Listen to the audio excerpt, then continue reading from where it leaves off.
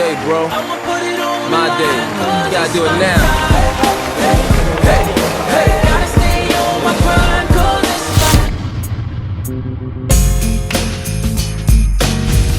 What's the last game you got, or you don't know yet? I got Clemson in the Citadel this week, and then we got Pitt, which will be cool. Pitt, Boston College the week after that, and then I'm calling the Snoop Dogg Bowl in Tucson after Christmas, which will be cool. Oh, wait, no, that was Grunk. I forgot. I was gonna say I thought Snoop Dogg Bowl was at SoFi. No, I wouldn't be surprised if Gronk makes an appearance. It's Tucson. It's his home. It's his home venue. Yeah, it's in Tucson. You said? Yep, it's in Tucson. It's presented by Gin and Juice, so we'll see how that plays out with Snoop in the box. Yeah, that sounds like a dangerous ball game, man. Tucson's already like crazy, so man. Totally. Yeah. Well, welcome guys to episode of Westwood Open House. This episode is not brought to you by Gin and Juice, but rather Williams Homes. Max, man, welcome back, man. The crowd, we had so much great feedback from the episode. You're on our first ever episode, and it was buzzing. So we wanted to bring you back for SC Week, and welcome back. Yep. I'm glad it worked out. Yeah, crazy that Rivalry Week's already here. I know it's been kind of up and down for both schools this year, but regardless, when it's Rivalry Week, it's throw the schedules out the window and let's go play some ball. Go 1-0. I know it's the mindset for both teams. Yeah. Well, you know what, Max, talking about this, DC, you've seen a lot of stuff with UCLA, and we had a surprising season so far. And Max, SC, they start off strong. They beat LSU. Everyone thought that after being LSU, they had a legitimate chance to make the College 12. So talk about what you saw with that USC team, and do you think they can win their final two games?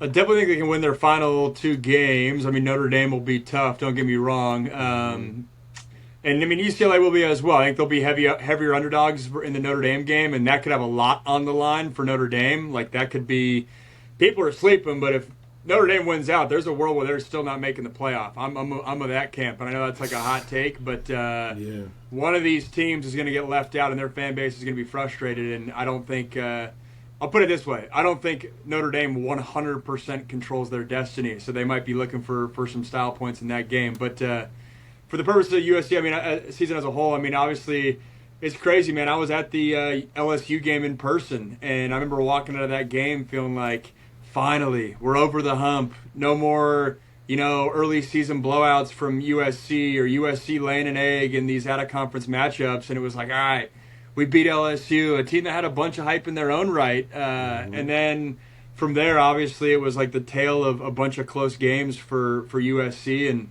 Lincoln Riley's big talking point, at least in the first half of the season, was like, if 4 plays goes a different way, there's a world where USC's 5-0 or 4-0, 5-0. And technically, I get what he's saying. I think he's, stretching a point to make one kind of thing. But I do think USC was a byproduct of close ball games, how thin the margins are, especially nowadays with a Big Ten that's loaded, and there's going to be teams every single year and fan bases every single year that are looking up, that are used to winning 10 and 11 games, and now they're winning 8 and 9 games, and I think it's going to take us 5-10 years to kind of get used to that, because there's always going to be fan bases in the Big Ten that are frustrated, and this year it's USC for sure, and it's a byproduct of, especially early on, not closing out games, the inability to run the ball when you absolutely have to put games to put teams away, and that's been the Achilles heel for the Trojans this year.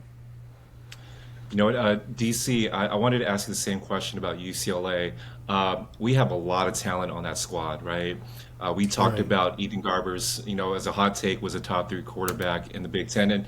And Max, we talked about that earlier in the season where we thought Miller Moss showed signs of being a top 3 quarterback. And it's a shame that he was benched. I actually think Miller Moss is actually a top 4 quarterback in the Big Ten, right? And what do you think about his benching? And back to DC, what do you think about UCLA's season, DC? Yeah, man. I mean, it's been a tough road this year.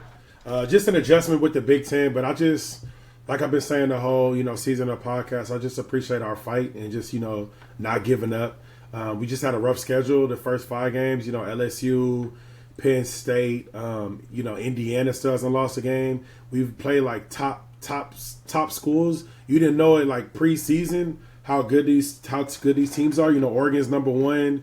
Indiana's in the top 5. Penn State is doing well. So we just had to kind of look at the draw this year. And we didn't even play Michigan or Ohio State, which is crazy this year. But we just had a really tough schedule, an adjustment to the Big Ten. I mean, kind of like Max said, it's like you have to finish the whole game because like 1 or 2 plays, and that can kind of determine the outcome of the whole situation. But, I mean, our defense has been playing really good. Shout out to our D coordinator, man. I mean, he's been, we've been stopping the run. We've been making plays. We just, have to keep playing disciplined football, like Coach Foster preaches with, one of his principles. But yeah, it's been tough, man. But I just been liking the way we've been competing. I think it's going to be a learning lesson for us, like with recruiting next year, of just what we need to do good in this conference. Because it's going to just keep getting more difficult, I think, over time. But especially with Ethan leaving next year, definitely got to get that, that once you have a quarterback, man, I think, that changes everything. You look at Oregon, you look at, teams in the league now, like you get a quarterback, man, it changes everything, the whole outcome. And then people want to start coming to the school. But we got 2 more games. We can still go to a bowl game, which is I think it will be a blessing for how we started. But, it starts with SC. And SC, they have to win as well to go to a bowl game. They need one more win. Notre Dame's going to be tough. They only lost 1 game, and I was wondering too, Max. Like I haven't heard anything about Notre Dame in the playoff picture or anything, and they're 9-1, which is crazy. But yeah, I don't know. And then if I feel like with SC, if they lose to us and Notre Dame, I don't know, man. Lincoln is gonna be tough. I don't know if he's on the hot seat, but people definitely SC's definitely gonna be not. They're not gonna be happy if they lose 2 rivalry games in a row and don't go to a bowl game. Which I don't know when the last time SC hasn't gone to a bowl game. Except when they was on when they was on probation that 1 year.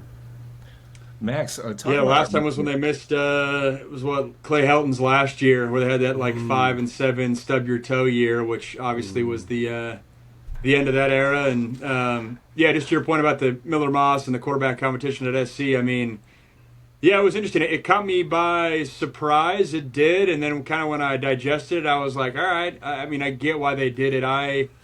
Here's where I'm at there. I don't think Miller Moss was the problem. I think you can win a lot of games with Miller Moss. I think you can win a Big Ten title with Miller Moss as your quarterback. I think Miller Moss will be, if he goes in the portal, I think he'll be one of the top most attractive quarterbacks in the portal, which I know USC fans don't want to hear that because the average fan sitting on their couch just wants a dual-threat quarterback, and a dual-threat quarterback just solves everyone's problems, but that's not real life. And Miller's made big-time throws, and I think his issue was the interceptions when it got to the middle, the last few games before he got benched. And I think a big reason why is, and it speaks to a little bit of what Caleb Williams had to deal with the year before. Caleb was just a better quarterback. Is when you have the pressure of, I feel like I need to score every single drive, and you don't have a consistent run game that you can get to and can take some pressure off of you. Especially again earlier on in the season, I think Miller kind of fed into that, started forcing balls, and I think that offense asked their quarterback to do a lot, which is a good thing I think for a lot of quarterbacks, because you put up a lot of numbers and there's a lot of excitement there. But ultimately, I think his inability to protect the football left the door open for Lincoln to make that kind of decision. And Jaden Maiava, I mean, he had a ton of success at UNLV last year, and there's a lot of people that this offseason said, hey, it should be, you're bringing in a guy who, again, started and had a ton of success at UNLV on a really good UNLV team last year. Like, that type of dude ain't coming in just to, sit the bench. Like, he's trying to play. Mm-hmm. And Miller's saying the same thing. And so it was a true quarterback battle, but we saw it last week of Jaden has that added element of athleticism. I think he's got a bit stronger of an arm that naturally gets you excited. And for me, I'm always intrigued of, would this decision have happened if we weren't in the transfer portal era? Because I think there's some of that a little bit of does Lincoln rally in the back of his mind think you might lose a guy like Jaden?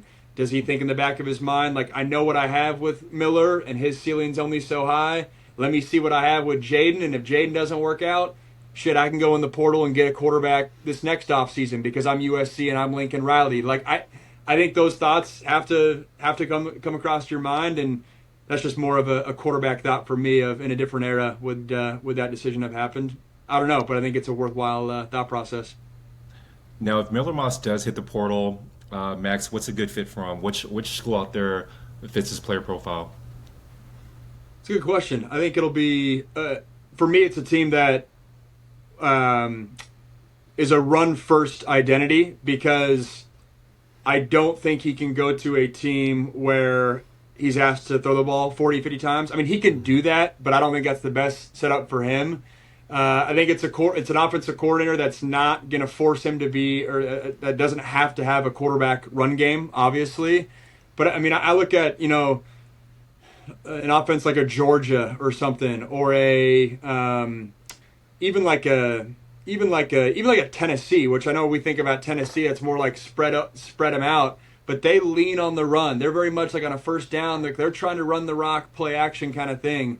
But I think Miller's talented enough to really fit into a lot of different offenses, but I think he's able to process at a level where he doesn't need to go to like an offense that's going to dumb everything down, and it's more like just air raid, chuck the ball around kind of thing. Like, no, I think Miller's, I don't know if he'll get drafted per se, but he's got the talent to be in the conversation of being an NFL type of quarterback. So going to a team that's got talent around him where he doesn't need to absolutely just drive the car every single possession, but can be point guard mode, that type of identity I think would be the best for Miller.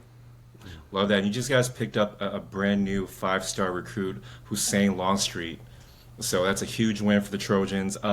Max, how do the Bruins prepare for Jaden in his strong arm? Because we haven't seen too much film of him other than UNLV. So if the Bruins are win this game, and DC, maybe you can talk about this too, is what do the Bruins defense have to look out for? Yeah, I can start it off. I think getting pressure on him right away is critical, and I don't just say that as kind of a catch-all term. I say that because when you look at the film from last week, he got away with 2 or 3 throws that the Lincoln Riley verbiage was like, oh, I like how he's trusting his guys.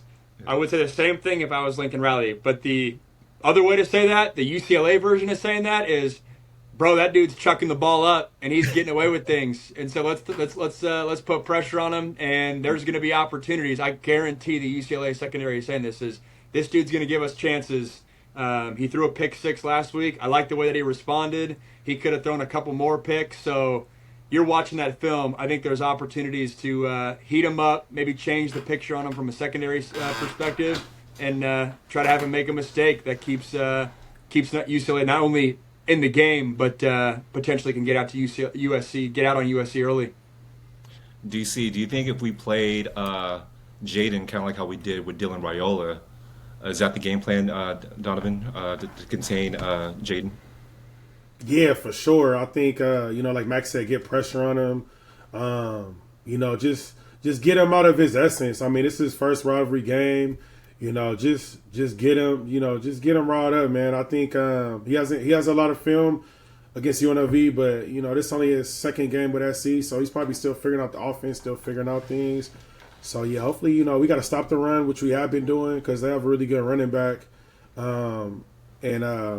Just get him out his game plan, get him kind of razzle dazzle. Hopefully, make a few mistakes, and I mean our secondary, they're gonna come with it. We're gonna come to play. So yeah, I think like Max said, we definitely gotta get pressure on him, and then hopefully he throw a couple picks and we take him to the house. All right, love that. Let's deep dive in this game real quick. We all know the magnitude of this game. Rallies right now, families are torn apart, people are sleeping on couches, husbands are getting thrown out. Max, walk me through a perspective of a SC player during this week, and what you guys are prepping for. What's the vibe on campus? Walk us through being a Trojan this week.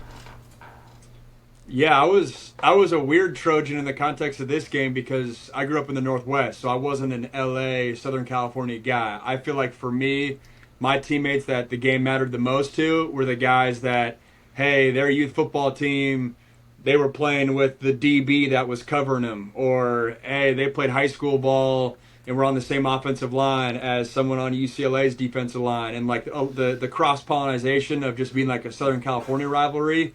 And from a USC perspective, I think that's the difference between UCLA and Notre Dame from a USC perspective. But I mean, the UCLA teams that we faced, that was the Brent Huntley days where, dude, those defenses were loaded. I was just watching Eric Kendricks on Sunday. The fact that he's still playing football at an elite level, like, Crazy. dude, he was playing when I was a true freshman at UCLA. So those rosters were, you guys had the best of us for sure. In I think it was like 3 straight years. So it's definitely an intense rivalry. You can feel it just walking around campus at SC, where we're duct taping our statues and swords that week and whatnot. And there's never blue allowed in the locker room, but it feels like that's like a campus-wide thing this week. So it's a big deal. And even just the Rose Bowl too, like being the road opponent at the Rose Bowl, that's just a different environment because, I mean, that's the game we grew up watching. Like that's the college football game is Rose Bowl on January 1st. So to have that same energy or a similar energy as the road team with both home unis, it's special for sure. DC, what about you? How's that week feeling, man? I know that you have a couple T-shirts that are probably derogatory you can't wear on camera about SC, but what is that? What is it like being a Bruin and walk through campus? What's that vibe like during the week in Westwood? Man, it's cool, man. Like it's I mean, it's like you don't you go about this season, you take one game at a time, but you always circle that game, and that's always one you're looking forward to. Especially when it's get later in the season and there's magnitudes, we need to win to hopefully, go to a ball game or win the conference. But man, it's a fun week. We locked in from the beginning. Like Max said, they box the bear up. They do different things because people come on campus and mess around with some of our statues and vice versa to theirs. We have a bonfire on Friday, which is cool. And, it's kind of gives you like high school vibes where it's like a pep rally, and we kind of get everybody together. And man, it's a good time, man. Like, people, all the teachers are excited, professors are excited, students are excited. No red. I'm no red worn in the locker room or anything. Like, coach will make you take your shirt off if there's any red on there. But you just locked in. Sometimes former players come back and they'll come to practice and they'll give you their 2 cents. We watching old clips from old USC-UCLA games that coaches will play sometimes. So you don't have to find yourself too fired up because I grew up in Southern Cal, so a lot of these dudes I played with, either they was my high school teammates or we played on rival high schools, rival Pop Warner teams. So it's personal, and your family's reunited, and there's nothing worse than losing and you can't do nothing that whole weekend. Like you're embarrassed to go out. I have a question for you guys, and DC, maybe this is something that you can answer, but I feel like year one for any program with a new head coach is kind of like gravy a little bit. Like you're kind of giving them leash to like make mistakes and whatnot. Yeah. How big do you think it'd be for like Deshaun Foster specifically, like building this program to like get this win? And I say that in the context of like, if USC wins this game, like people are going to celebrate and they're going to enjoy the rivalry game and they're going to celebrate for like a week and they're going to, obviously brag to like their family members and whatnot. But I don't think this game would change how USC fans view the USC season as a whole. Yeah. But I feel like from afar, and I'm not living it, but I feel like this would go a long way in like changing how you're viewing year one for Deshaun Foster, I mean, I think it definitely helps. I mean, you never know in this business, like what happens with coaches, but it's always a good look when you beat, USC, and it hit home for Deshaun too, because he went to UCLA, so he knows what it's like getting prepared for this game. He knows what the multitude of winning this game is, and how it is after you win. But I definitely think, it definitely is definitely helped Deshaun out a lot. I think it'll be like icing on top of the season, wherever the season ends. But if we can go 1-11. But if we beat SC, that's like our championship always. Because I kind of felt that last year, and I know Chip obviously left for Ohio State, but it was kind of like, and I was there in person. I think it was last year, right? It wasn't 2 years ago. Yeah, last year. It was last year. Yeah. Yeah, like UCLA was kind of in that like no man's land in the middle a little bit, but then had a great performance versus SC. And in the context of like Chip Kelly, it was like, all right, we still got this thing. Like, let's give him another year and let's do this thing kind of thing. And it felt like a huge game in terms of like not a fork in the road moment, but in terms of for the doubters that were on the fence, Yeah. that win for UCLA got him like, all right, there's still a trajectory here with Chip Kelly.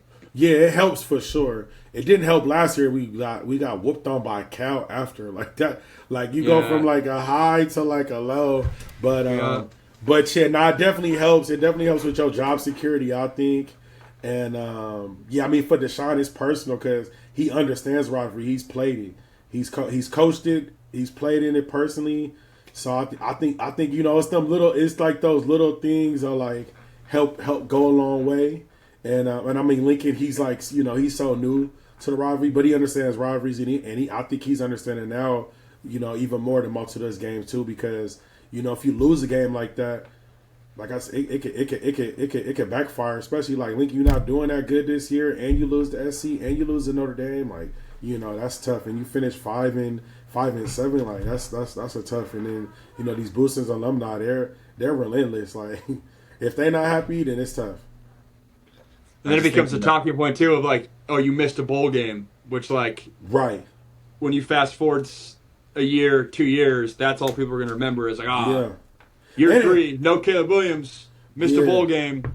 And it's how you lose to us, too. Like, if it's like last play of the game type stuff, but like, if it's like you just got embarrassed, by either side, I hate to say it, I was part of that like 50-0. Game versus UCLA USC, and Coach Duelza got fired that weekend. Like he didn't even make it to our last game or bowl game, and it's like that's just how it is sometimes. I think he had to list his house that week after he lost. Right? He sold his house. Oh yeah, he smart man. It was a beautiful home, man, right in Bel Air. So Anthony, you sell that one? Good sell it. Hey, Rick, give me a call. Me and Max will list for 2%. Hey, answer your question, Max. I think that win, if Coach Foster were to win this game, it sets a tone for 2025 and actually winning LA, the recruiting battle. I mean, half the wins is trying to win in your backyard. And I think if Coach Foster couldn't win this ball game, it's going to set his tone for recruiting. And by the way, Max, USC tried to recruit Coach Foster as a defensive back. So I think it's a little bit personal as well. Throwback. He would have been a downhill DB. Yeah, he'd have been crazy. It would have been. I always forget, what years did Coach Foster play again? Like what DBs would he have with LSC? 98 to 2001 or 2. Yeah. Him and Troy Polamalu. Ooh, baby. Yeah. That would have been a physical safety tandem. Assuming it would be safety. I feel like strong safety for sure. All right, we got 7 minutes left. All right, let's preview the game real quick. So, man, it seems as though like UCLA was catching fire. We lost at your hometown, Max, in Washington. It was a lot of discipline errors from Ethan, and I don't know if it was the cold weather or whatnot. We were driving, we fumbled the ball. So many opportunities to capitalize. I'll talk about the offense real quick. I think UCLA's offense is on fire. We have so many weapons. Defense. It's I don't know. I don't know what happened that last game against Washington, Max. But what's your analysis of the UCLA team as a whole, if you were to look at it? As a whole, I kind of tipped my cap. I thought there was a world where it could have got ugly there in the middle of the season, and you had that 3-game stretch. I think it started with the Nebraska win, and then Iowa after that. I remember being in the airport passing all the disappointed Iowa fans that Saturday night when I was coming back. But, like, there was a world, like, if you asked me to put my money somewhere after, like, before the Nebraska game, I was like, this could be a rough UCLA season just because at that point, Nebraska was riding high.